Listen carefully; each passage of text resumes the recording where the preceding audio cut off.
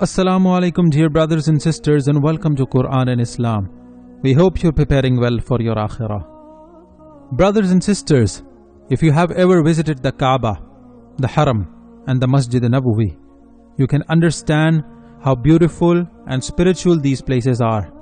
We feel emotional and connected and indifferent to worldly matters when we go there. Let's talk about the miracles that happened when these holy places were rebuilt and redesigned. The person who built the Masjid al-Haram and Masjid Nabawi was called Muhammad Kamal Ismail. He was an Egyptian architect and engineer. Brothers and sisters, the person who gets to design and build the most blessed parts of the world, the Masjid al-Haram and Masjid Nabawi, can he be an ordinary man? Allah had chosen and designed the whole process. This person was also no less than special. Dr. Kamal Ismail was the youngest one to graduate from high school in Egypt, and then he became the youngest person ever to graduate from the Royal School of Engineering. He was then sent to Europe to receive multiple doctorates in Islamic architecture. He was the first person to take over the control of the whole design and rebuilding of the Haramain Sharifain. Despite his excellence and degrees and experience, he refused to take even a single penny for completing this lengthy, difficult task. Dr. Kamal Ismail said that why would he take worldly returns for designing the most sacred parts of the world?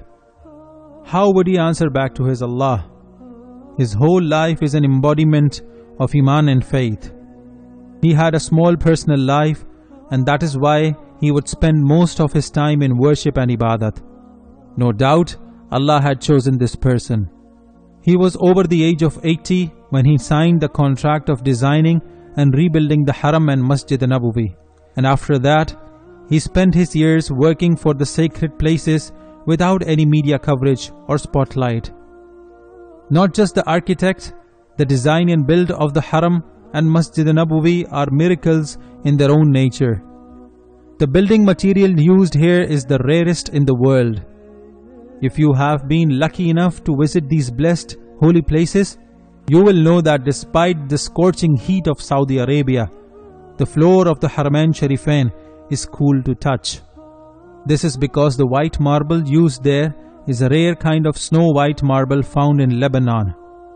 Dr. Kamal went to Greece and bought that rare mountain where this marble was found.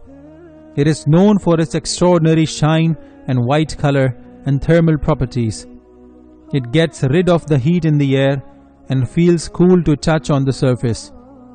When the construction of the Masjid Nabawi began, the King of Saudi Arabia asked Dr. Muhammad Kamal Ismail to use the same snow white marble.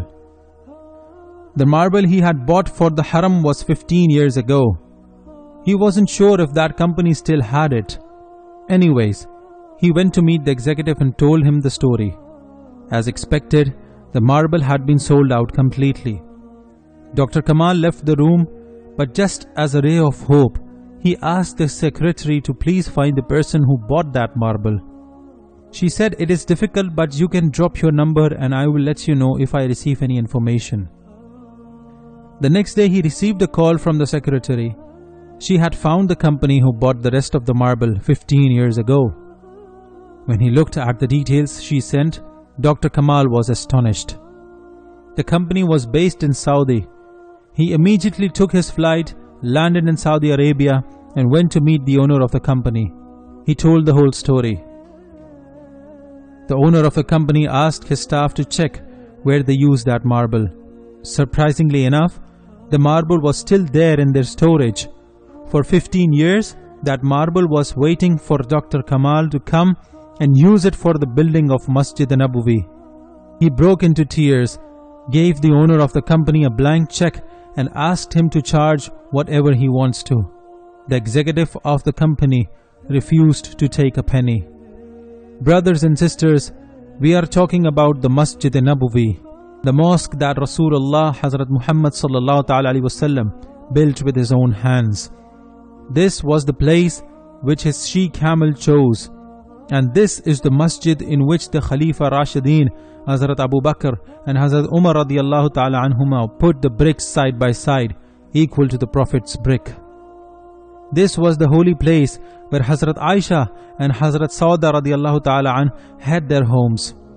How lucky some chosen people have been to contribute to the reconstruction of this holy place, where the hearts of the Muslims from all over the world come together, where thousands of Muslims come every year to rejuvenate their iman and faith and get rid of their sins and connect with Allah and His Prophet sallallahu ta'ala alaihi wasallam. This makes us extremely nostalgic and emotional, knowing that this man has spent his precious experience, time and years in building the Masjid Nabawi with full heart and passion. He could have taken other projects and made billions and left a lot of money for his coming generations. But Allah had chosen a man of faith and iman for the construction of this holy place.